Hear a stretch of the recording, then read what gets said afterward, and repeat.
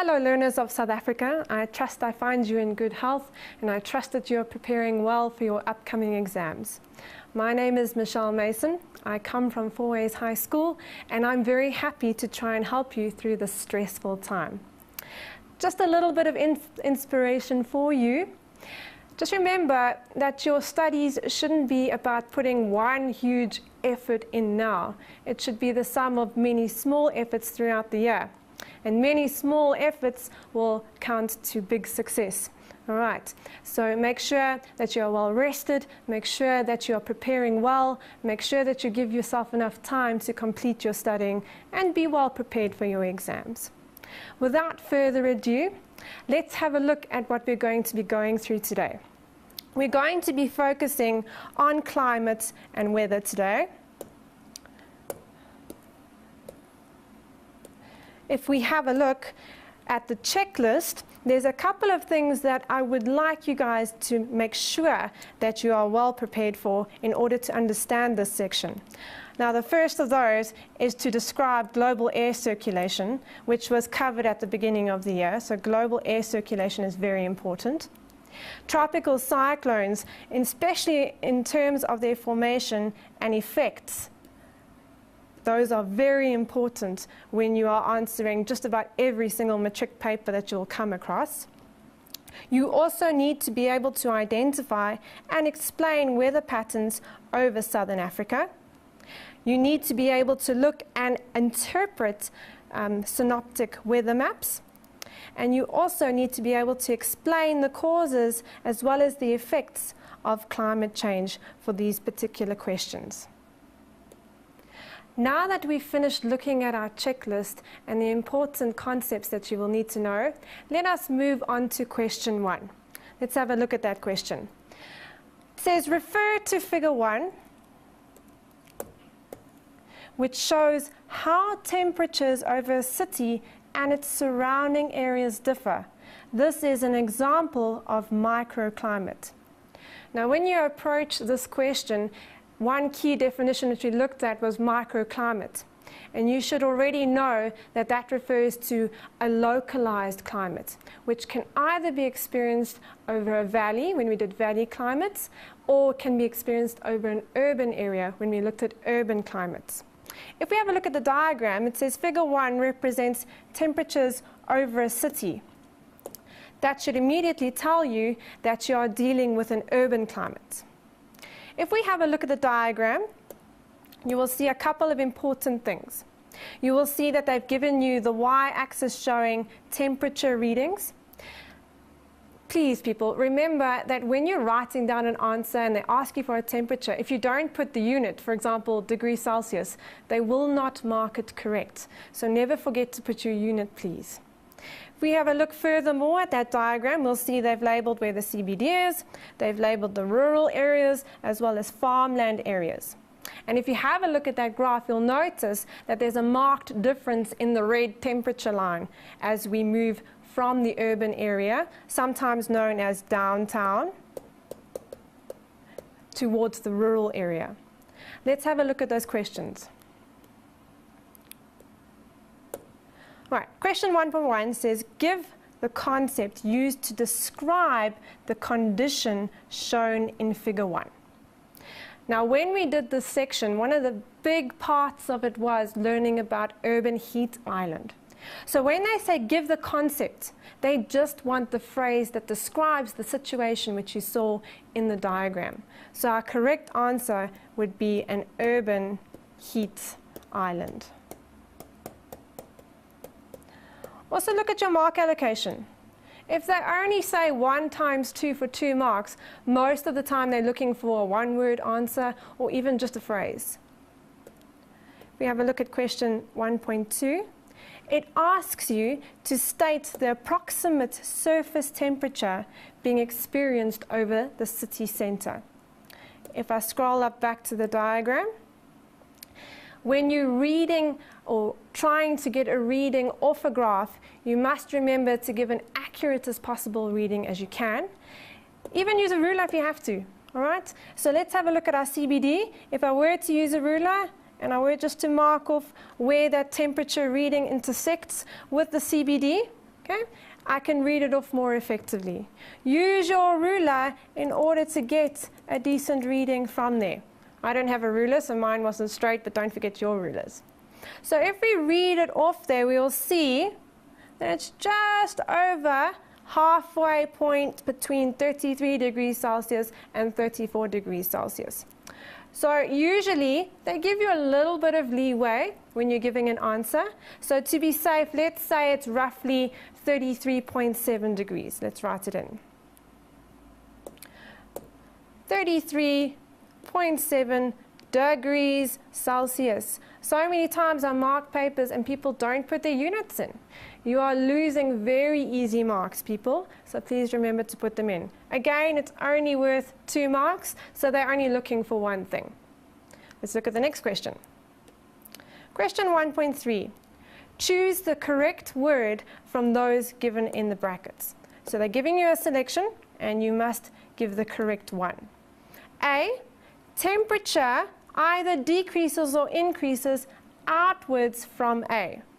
Let's go back to that diagram. If you have a look at the diagram, you'll notice that the highest temperature readings were over the city center, so that's the center of the city. And then as we move outwards from the city, slowly but surely, we see the temperature steadily decreasing. So the answer must indeed be that it decreases. Let's select the correct word on our paper. So it decreases outwards from A. Question B, we need to say if temperature decreases or increases upwards from A at night. Let's go back to the diagram again. When I marked this question last year in the exam, there was a bit of a discrepancy. Because if we have a look at the diagram, you'll see that the temperature values are actually increasing. They're getting higher in value as you travel further upwards in the atmosphere. So by virtue of that, they would have to accept the fact that the temperature could possibly increase, hence causing a temperature inversion. However, we know that from that point upwards, temperature also decreases with increasing altitude, which is what we would expect from any given scenario. So they would have to accept both increases and decreases. Doesn't happen often, but sometimes both options are actually correct. So I've underlined both of them there for you. Let's have a look at the next one. Question C. Pollution either decreases or it increases the temperature at A. If we look back at the diagram, A was our CBD. And remember, over our CBD, we've got lots of power stations. We've got lots of cars emitting all sorts of greenhouse gases. And from your studies all the way from grade 8 and 9, you should already know that greenhouse gases actually help to trap terrestrial radiation in the atmosphere. So our answer there should be the fact that it increases the temperature. Right, so there's our selection there. Let's choose the correct one. Pollution increases the temperature at A. That concludes the short questions for the first question of the climate section. Let us move on quickly to the next question, question 2. All right, question 2 says to study the synoptic chart. Now, you've had lots of practice with synoptic charts in grade 10 and grade 11, so there really is no excuse that you are still getting the features and the identification of those features wrong in this paper. So we've got a synoptic weather map, and we need to answer the questions. If we have a look at that synoptic map, usually it's printed in white and black for you to see. There's a few interesting things going on here. Let's discuss them before we actually get to the question. First thing that appears very clearly to me here is the presence of this low pressure. All right? Now, if you notice, this low pressure is along the coast, the west coast of our country. And those low pressures, they look fairly small in size, are always known as coastal low pressures. Just to reiterate a couple of key concepts with low pressures, just remember that the air always rises and the air converges at the surface of the Earth. In the southern hemisphere, a low pressure will rotate clockwise. In the northern hemisphere, the opposite happens. It rotates anti-clockwise. So there's our coastal low. If we have a look, there's another pressure system, a high pressure system on the eastern side of our country. And you should already know the names of those high pressures. Firstly, they're part of the subtropical high pressure belt, but then within that high pressure belt, they have separate names. So on the eastern side of our country, it's over the Indian Ocean, so it's called the South Indian high pressure, or you can call it the South Indian anticyclone.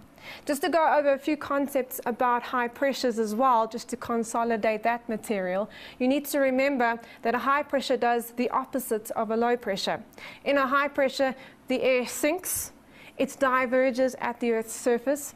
In the southern hemisphere, it rotates anti-clockwise, and in the northern hemisphere, it rotates clockwise. So there's two pressure cells that are very common over our country. If we have a look slightly further south, we've got some interesting weather systems occurring. You will notice that they consist of a front and another front here. When we have cold fronts and warm fronts situated together, we know those as mid-latitude cyclones. And we have 3 of them traveling more or less south, or some might even affect our country. When they occur in groups like you see here, they are called families. Right? They stick together, they're family. So they travel in groups called families. That's also a usual question that they tend to ask in the matric paper. If you have a look, they've shown you various weather stations here. They've shown you one for PE. They've shown you an automated weather station with low temperatures of 13 degrees. They often show you Marion Island, which is often the forecaster for weather conditions that will affect us later. So you need to be able to read those weather synoptic stations very well as well. Let's have a look at the questions quickly. Right. 2.1 asks you to identify, so just in a word or a phrase, the low pressure system labeled A. We've discussed this already, so just let's have a look. There A is right there. Remember, low pressure on the coast, a coastal low. Very easy. Let's write that in. Coastal low. And that will get you your 2 marks there. Let's have a look at the next question. 2.2. Explain why the pressure system labeled A, so the coastal low pressure, is referred to as a low pressure cell. If you have a look back at the diagram, you have to actually get evidence from the synoptic chart to support your answer. Now you can't see that the air is rising there, okay? You can't really see too much whether or not it's converging or diverging. There aren't enough weather stations for that. But you can see the rotation of it. All right, so if you have a look at your wind directions. Let me use a different color here. There's your wind direction. So it's coming from the northwest. There's another wind direction coming from the east. And we can see more or less that it's making a clockwise motion. So look at those wind directions and see if they're moving clockwise or anti-clockwise. So for our answer there, we know that firstly that the wind is moving clockwise, so southern hemisphere, it has to be a low pressure. There's another factor as well you can look at. Look at the values inside your pressure cell. I'm just going to erase it so you guys can see it clearly. All right, there we go. You will see that they've written some values there, 1012 and 1014. Just a little bit of recap before we go into the readings inside the center of the cell. 1012 and 1014 represent isobaric readings. What do I mean by that? Pressure readings. And we measure those in one of two things, either millibars or hectopascals. So either millibars or hectopascals is going to be the unit with which you attach to your answer. Okay. So if we have a look there, we'll notice that the lower pressure reading is in the center of the cell. So when our pressure gets lower as we go towards the center of the cell, or it decreases as we get towards the center of the cell, we know it's a low pressure. Okay, let's have a look at our answer. So explain why the pressure system is referred to as a low pressure. It's only worth 2 marks, 1 times 2, so they're only really looking for one thing. I've given you 2. All right, so we can either write that it's got a clockwise air movement,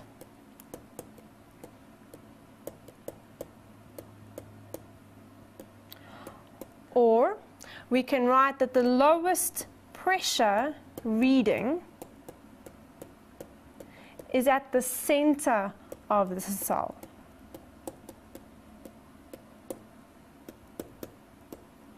Incidentally, it was 1012 hectopascals. Okay? Millibars is the other alternative for your unit there. Just remember, when you're looking at synoptic weather maps and you're looking at the hectopascal readings, they often ask you additional questions. They say, what is the isobaric interval on your synoptic map? Now, usually, just as a rule, remember it's 4 hectopascals. But if you have a look on your particular weather map, you'll see that there's a dotted line and then a solid line in the middle here. So when we have a dotted line, it means they're only going up by 2 millibars or 2 hectopascals. Okay, so usually it'll be 4 hectopascal intervals. Let's have a look at the next question. They ask you, what evidence is there on the map that it is winter? Now, when I teach this section in grade 10, I always tell them that the first thing you ever look for on a synoptic chart is if there's a date attached to it. Because usually on the bottom right-hand corner of that map, they'll tell you the day, the month, as well as the year. And by knowing which months are summer and winter in South Africa, you can deduce the answer quite easily. On this map, however, it's not going to be so easy. All right, so there's no date there. So what do? We have a look at the pressure systems that affect our country during winter months or summer months. Okay? So with that, you need to have a very good background knowledge of exactly what pressure systems impact us in summer and exactly what pressure systems and weather conditions affect us in winter. Now, you should be used to the presence of cold fronts in winter because it makes us all cold, makes the air very dry. So that's our first clue, presence of our cold fronts. Presence of cold fronts as well as coastal lows. Usually they occur in winter as well. We also need to have a look and not neglect our high pressure system. So if we have a look at the South Indian high pressure system here, notice that it's very close to the coastline. The high pressure, which is just off the eastern coast of South Africa, has some primary characteristics that should be part of your basic knowledge. You should remember that high pressures consist of dry, sinking air. No moisture is going to get evaporated and make clouds if our air is sinking. So sinking air is generally very heavy, very dense, it's very dry. The air also diverges at the Earth's surface.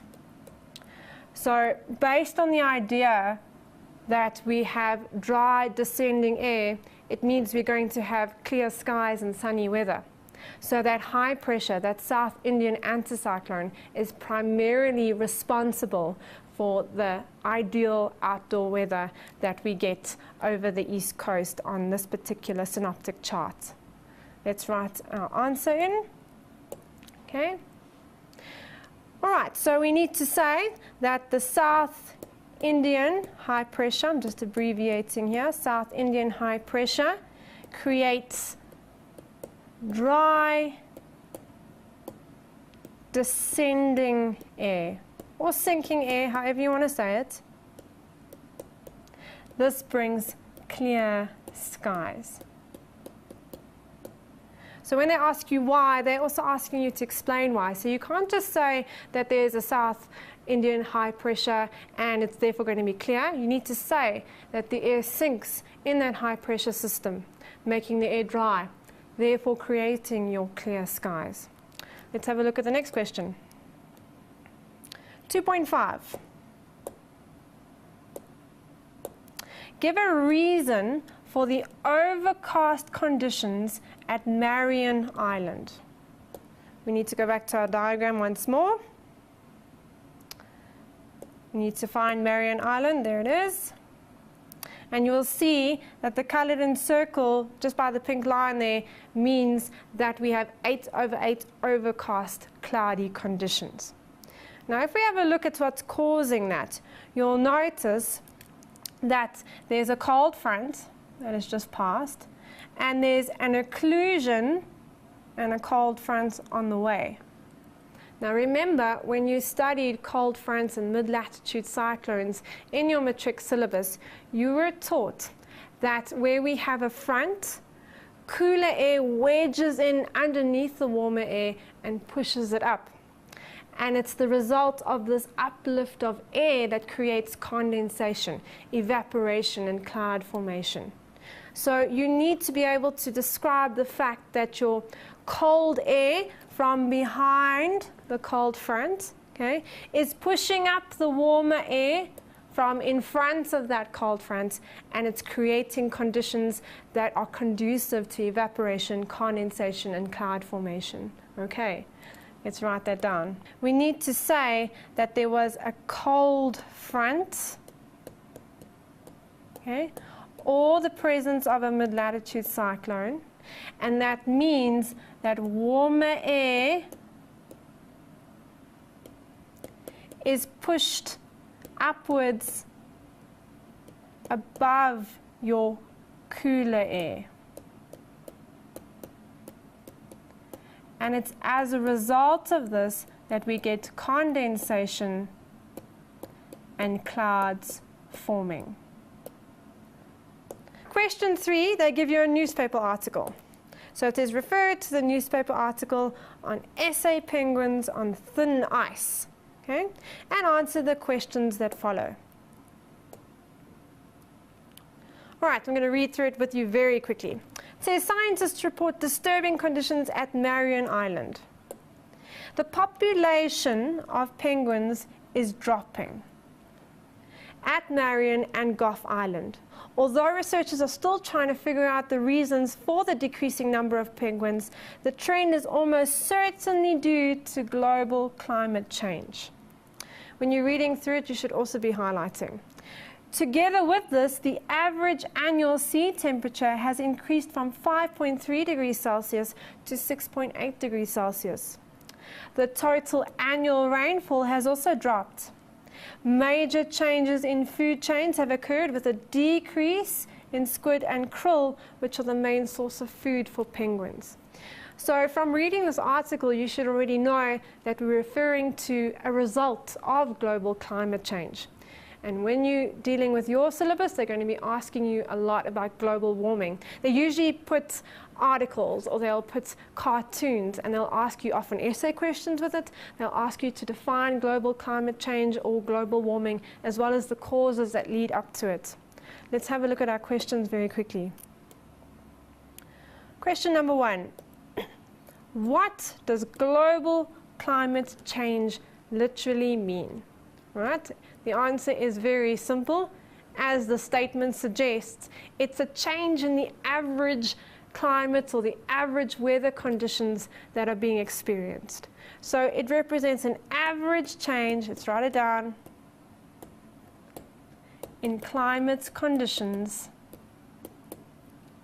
and this can be experienced across the globe.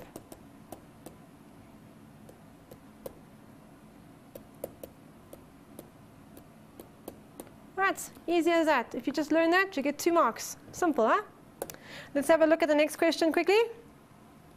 It asks you to give one reason for the rise in sea temperatures. Right? Now, our sea temperatures are getting hotter and hotter, but there's something that has to cause that. Now remember, global climate change and global warming deal with the fact that our air is getting warmer because of all the greenhouse gases trapping heat in our atmosphere. Our atmosphere has a direct relationship with the oceans that lie beneath it. So for that answer, you need to say that because our global temperatures are rising, or atmospheric temperatures are rising, it's also causing our sea temperatures to rise. Funnily enough, they'll actually also accept the reasons behind that change in temperature. They'll accept increased pollution. They'll accept increased industrialization, increased pollution from cars. The variety of answers was huge. So there really is no reason where you shouldn't be getting marks here. All right, so we could just quite simply say that due to pollution or increased greenhouse gases, however you want to word that, okay, or GHGs, let's say greenhouse gases, air temperatures are rising.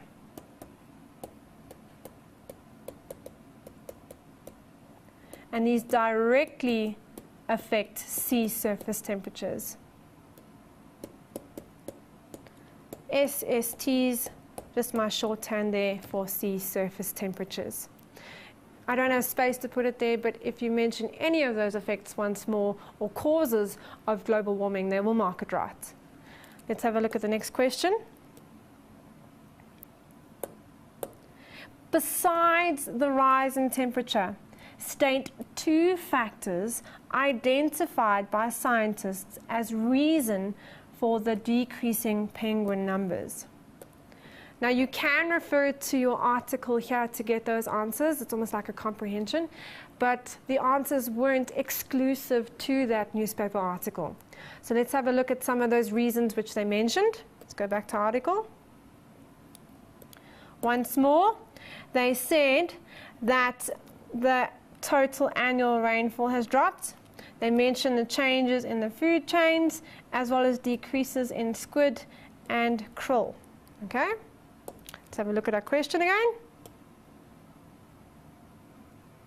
Okay, so remember penguins, they need a food supply.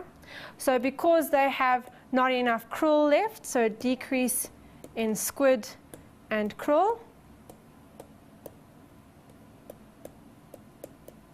Right?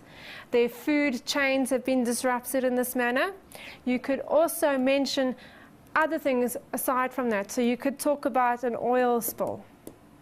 You could talk about pollution. Let's go back. There's a couple of others. All right. Changes in food chains. Let's add that in as well. Changes in food chains. Remember that if you take out one organism in a food chain, you're going to disrupt the very delicate balance that exists between all the other organisms. So even the smallest change impacts hugely on other species. Let's have a look at the next question, question 3.4. The impact of climate change is a concern for all those living in South Africa. In approximately 12 lines, this is your essay question, suggest some measures that need to be put in place to address this problem. Now this you've been doing since grade 10, so you should know many, many methods by which we can reduce the effects of global climate change. Now the first one that comes to mind is the idea of pollution. And when we talk about pollution, we need to decrease our greenhouse gases.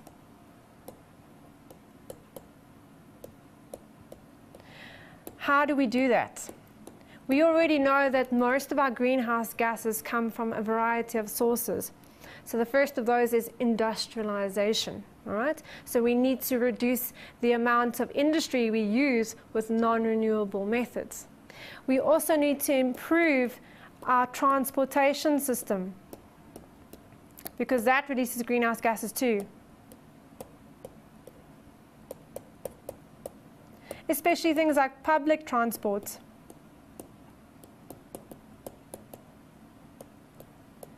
if we consider the idea of industry, we also need to look at renewable forms of energy. So using things like solar power,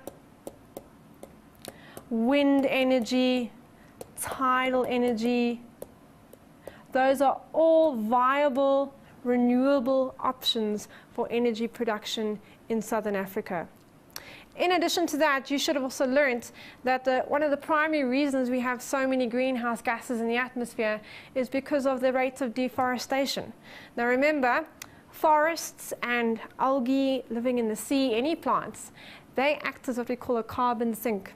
And carbon sinks remove all those harmful carbon dioxide, greenhouse gases from the atmosphere and help to recycle oxygen back into the atmosphere. So we need to reduce deforestation. That's a big one. So we need to reduce deforestation.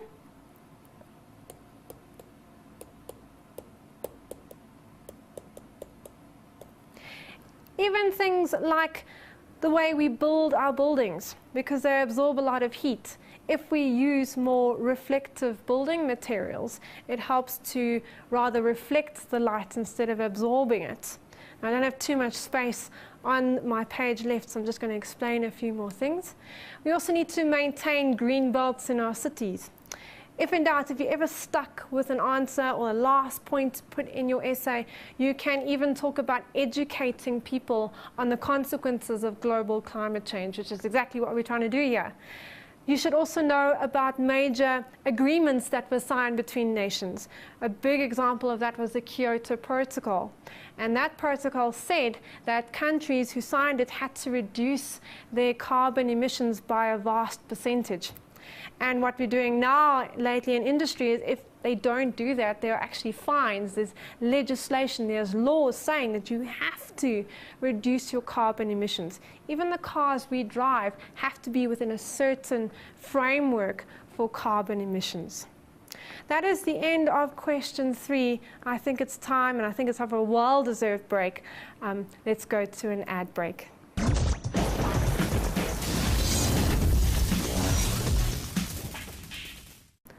Welcome back, learners of South Africa.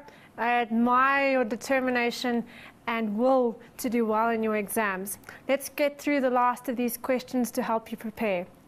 Let's look at question 4. Question 4 was adapted from the short questions of the first paper, or paper 1 from November 2012.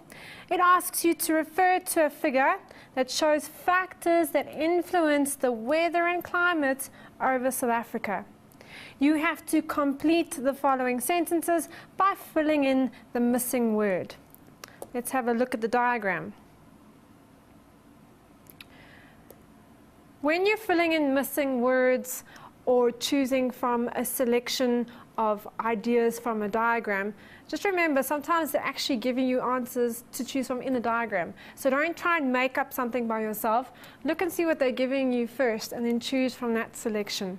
Sometimes they'll give you a list to choose from, otherwise it's going to be less implicit and you're going to have to look at the diagram. If we have a look at the diagram, there's a couple of things very quickly.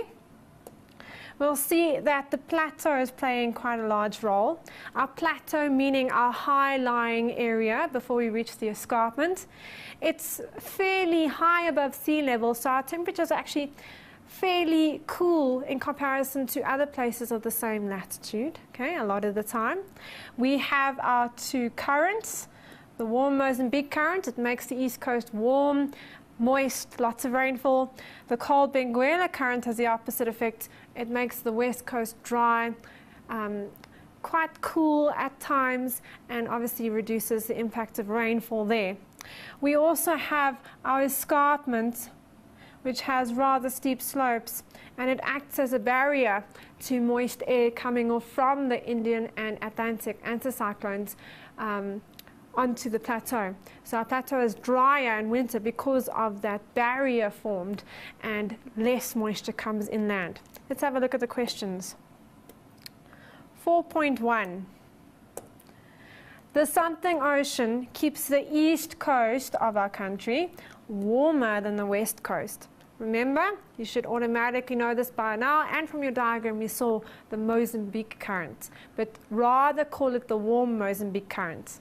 So the warm Mozambique ocean current. And that will get you 2 marks. If we have a look at the next question, 4.2. The something causes places in the interior of the country to experience lower temperatures due to its higher altitude. We're talking about higher altitude. Remember, I mentioned that word plateau. So our plateau being at quite a high elevation makes our temperatures cooler. Right, so the plateau is the correct answer here. Right, let's look at 4.3. The position of South Africa in terms of its something generally results in stable conditions. Now, we lie on a roughly 30 degrees south line of latitude, which means we're under the subtropical high pressure belt. Okay, so it says the position of South Africa in terms of its latitude, 30 degrees south. Okay, so they're looking for the word latitude.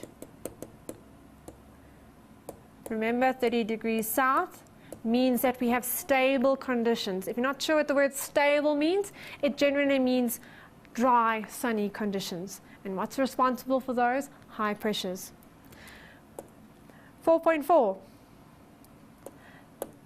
The steep slopes of the something prevent moisture from reaching the interior in winter. Remember, I said our escarpment has steep slopes. So look for those little phrases that kind of hint at what they're talking about. So the escarpment is what they're looking for here. 4.5, the something ocean current contributes to the dry, arid is the same thing as dry, conditions along the west coast of South Africa. And this is grade 10 work, so you should know it off the top of your head.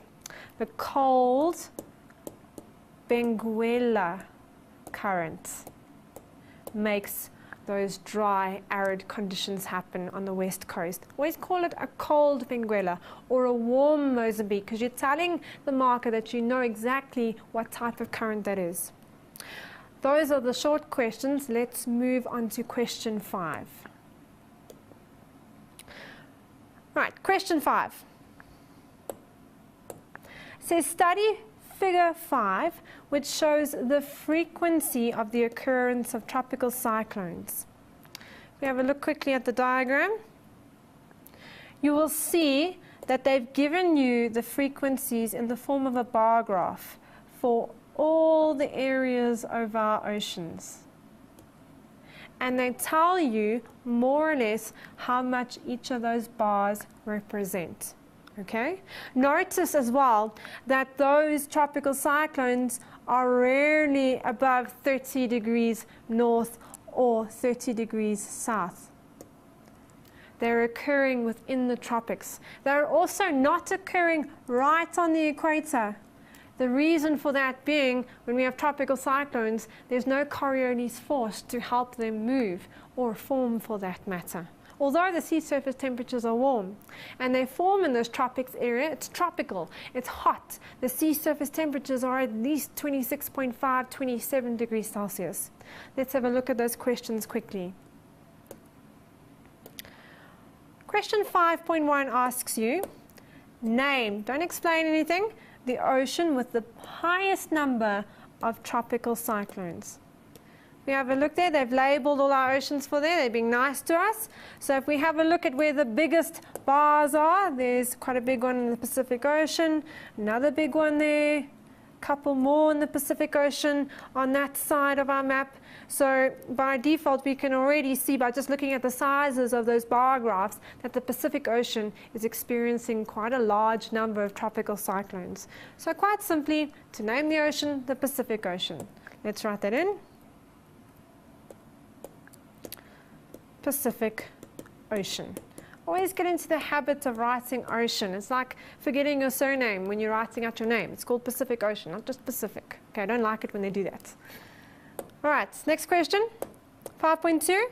Explain why there's a lack of tropical cyclones along the equator, 0 degree latitude. Now remember, I just said to you that there's no Coriolis force at the equator, and that is the dominant reason why we don't get any tropical cyclones forming, although the temperatures are quite high. So you can quite simply say Coriolis force is 0 at equator. They're only asking for 2 marks there, so you only need to give them one thing. Let's look at the next question. 5.3.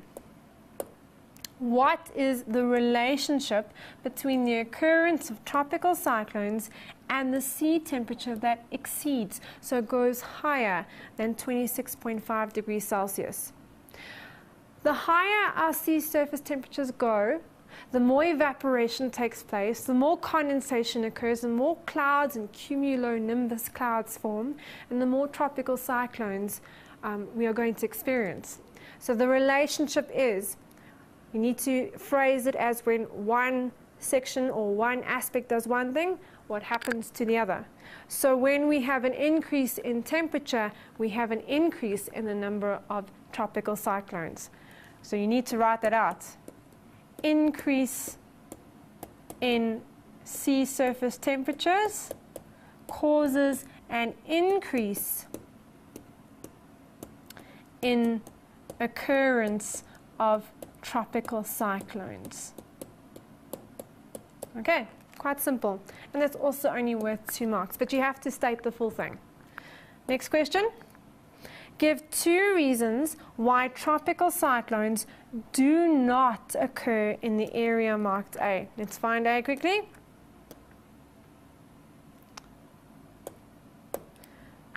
You have a look at A.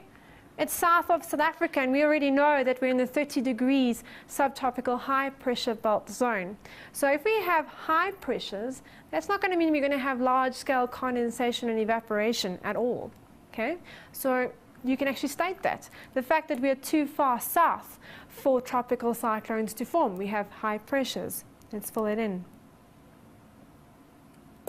Right, so our reason, it is too far south.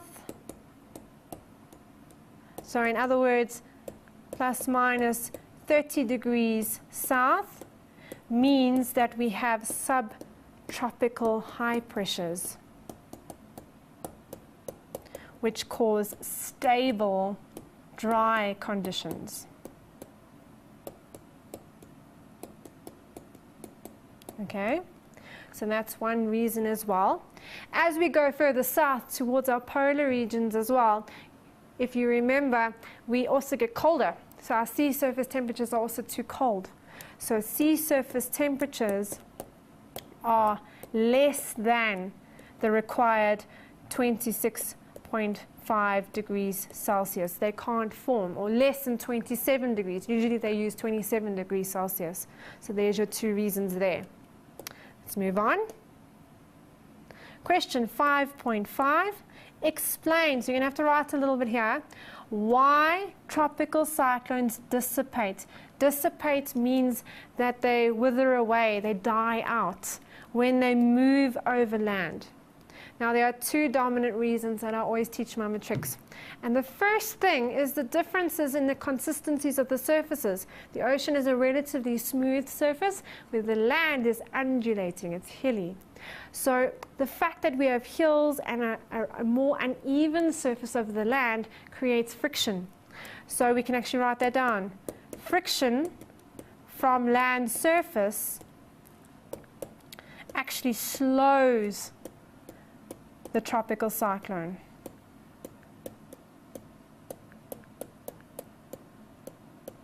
We also know that tropical cyclones form because of a large supply of moisture and high temperatures. When they move over land, they've got no moisture.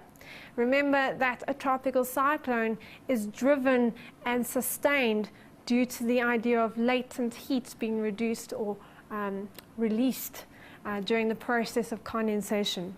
So we have less moisture,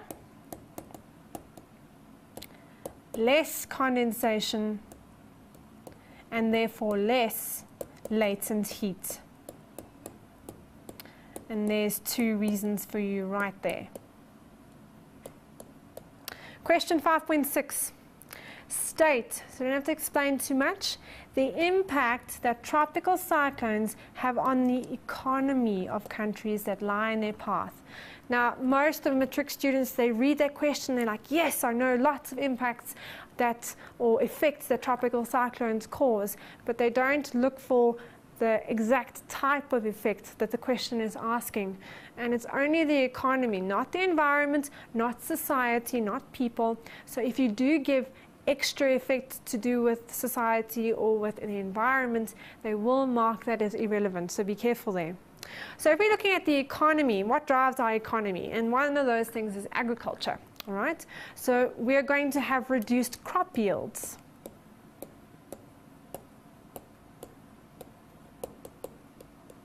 And if we have reduced crop yields, it means that we don't have enough food and our food prices rise.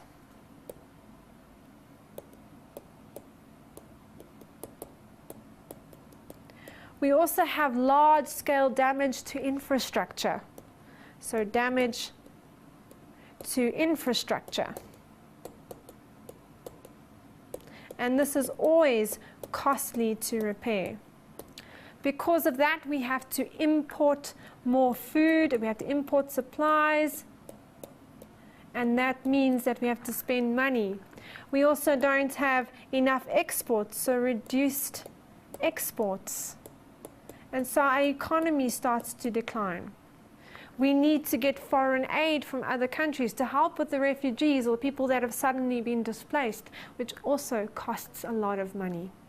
Usually that's worth about 12 marks as an essay question, but luckily for you guys, it was only worth 3 points for 6 marks there. Let's look at the last question. Question 6. Refer to figure 6. That is a cartoon about drought. So firstly, you need to know what drought means, and the general accepted definition is it's a reduced amount of water or reduced availability of water to meet the normal needs of agriculture, industry, domestic use. Okay, let's have a look at the cartoon. The Millie says there, we are all out of water, we won't be able to grow to this size anymore. And you can see there that they are suffering without water. Okay? If you don't have water, your plants are not going to grow, okay? Which is a direct result of drought. If you don't have plants, you're not going to have food, and it leads on to a whole bunch of other knock-on effects that deplete or cause our economy to decline. Let's have a look at the questions. All right, first one, easy. Explain the term drought. Okay? All you need to speak about is the fact that it's a reduced availability of water. And this could be due to a number of things. You can add in there due to reduced rainfall, due to overpopulation, due to mal-managed infrastructure even. Okay? So as long as you talk about a reduced availability of water to meet normal needs. If you have a look at the next question, 6.2. It asks us, what is the message of the statement, we won't be able to grow to this size anymore? Okay? Now remember I said to you that if we don't have enough rainfall, our crops don't grow properly, all right? So reduced rainfall or reduced water reduces the yield of our crops, as well as the quality of crops.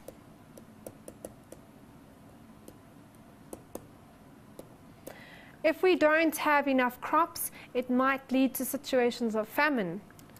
So if we don't have enough food, we're going to have food insecurity or times of famine. You can talk about the fact that our food prices are going to rise.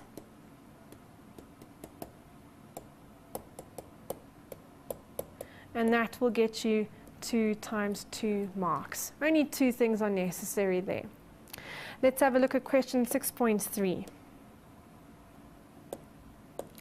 Why is maize farming especially risky for small-scale subsistence farmers? Okay, that's more of a higher level question.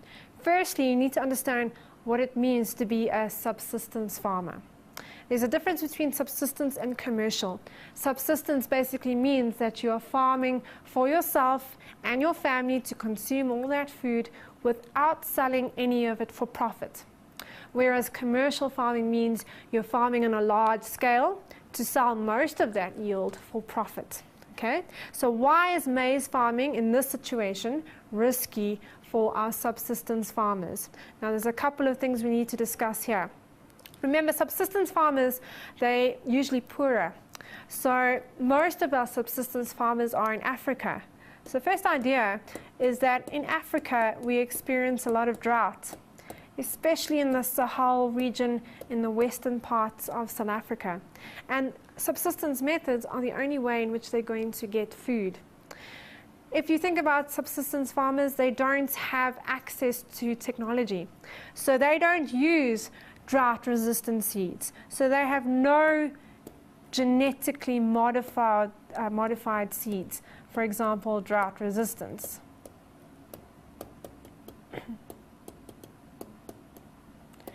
They also don't have access to irrigation. So they have improper irrigation methods.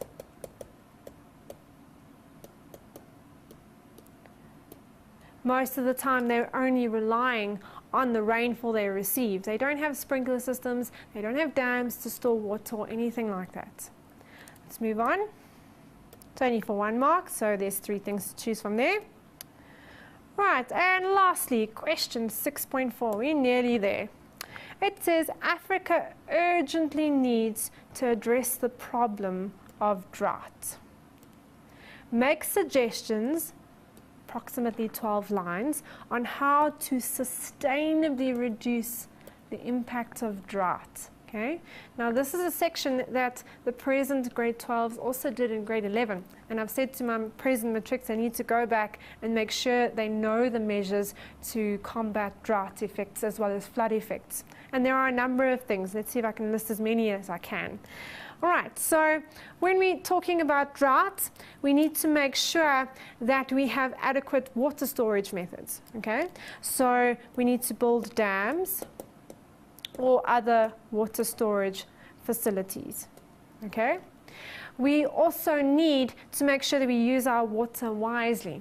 And one of the ways in which they do that in this country is they impose water restrictions, which means you can only use a certain amount of liters a day.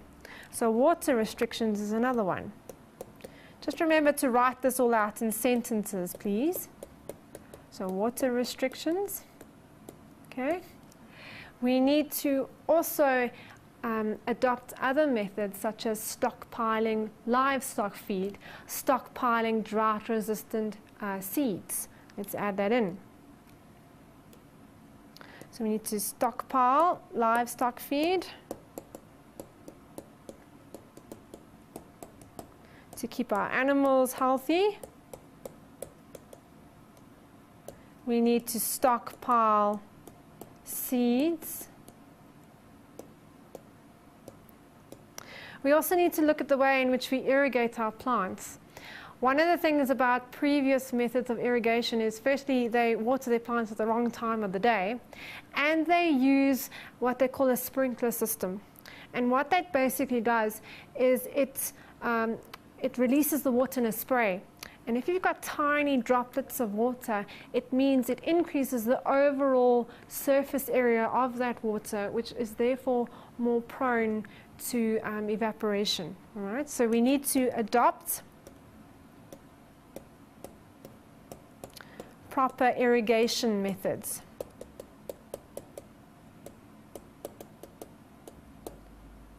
And one of those methods is called drip irrigation.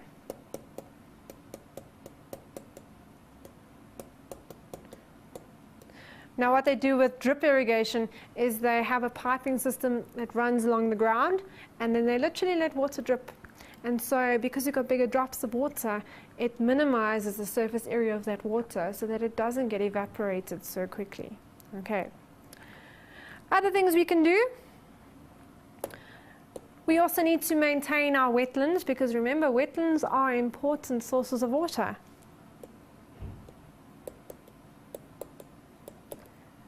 Because if we don't have those, we're going to lose out on a valuable supply of water, not just for ourselves, but also for our biodiversity, our different species of plants and animals. So we got 1, 2, 3, 4, 5, 6, as well as 7 there, and that's more than enough to cater for your question. Learners of South Africa, I hope you have benefited from this session on weather and climate, and I hope that you continue in your studious preparation for your exams. Best of luck. We are thinking of you. Your teachers are there for you. We are here to support you. Goodbye, learners.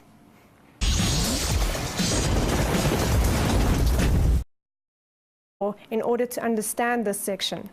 Now, the first of those is to describe global air circulation, which was covered at the beginning of the year. So global air circulation is very important. Tropical cyclones, especially in terms of their formation and effects, those are very important when you are answering just about every single matric paper that you'll come across. You also need to be able to identify and explain weather patterns over Southern Africa. You need to be able to look and interpret synoptic weather maps. And you also need to be able to explain the causes as well as the effects of climate change for these particular questions. Now that we've finished looking at our checklist and the important concepts that you will need to know, let us move on to question 1. Let's have a look at that question. It says, refer to figure 1, which shows how temperatures over a city and its surrounding areas differ. This is an example of microclimate. Now, when you approach this question, one key definition that we looked at was microclimate. And you should already know that that refers to a localized climate, which can either be experienced over a valley when we did valley climates, or can be experienced over an urban area when we looked at urban climates. If we have a look at the diagram, it says figure 1 represents temperatures over a city. That should immediately tell you that you are dealing with an urban climate. If we have a look at the diagram, you will see a couple of important things. You will see that they've given you the y-axis showing temperature readings. Please, people, remember that when you're writing down an answer and they ask you for a temperature, if you don't put the unit, for example, degrees Celsius, they will not mark it correct. So never forget to put your unit, please. If we have a look furthermore at that diagram, we'll see they've labeled where the CBD is, they've labeled the rural areas, as well as farmland areas. And if you have a look at that graph, you'll notice that there's a marked difference in the red temperature line as we move from the urban area, sometimes known as downtown, towards the rural area. Let's have a look at those questions. Right, question 1.1 says, give the concept used.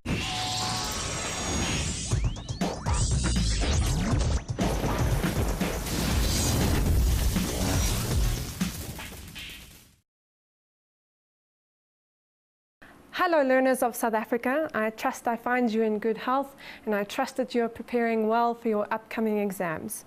My name is Michelle Mason, I come from Fourways High School and I'm very happy to try and help you through this stressful time. Just a little bit of inspiration for you. Just remember that your studies shouldn't be about putting one huge effort in now. It should be the sum of many small efforts throughout the year. And many small efforts will count to big success. All right, so make sure that you are well rested, make sure that you are preparing well, make sure that you give yourself enough time to complete your studying and be well prepared for your exams. Without further ado, let's have a look at what we're going to be going through today. We're going to be focusing on climate and weather today. if we have a look at the checklist, there's a couple of things that I would like you guys to make sure that you are well prepared for to describe the condition shown in figure 1. Now, when we did this section, one of the big parts of it was learning about urban heat island. So when they say give the concept, they just want the phrase that describes the situation which you saw in the diagram. So our correct answer would be an urban heat island. Also look at your mark allocation. If they only say 1 times 2 for 2 marks, most of the time they're looking for a one-word answer or even just a phrase. If we have a look at question 1.2, it asks you to state the approximate surface temperature being experienced over the city centre.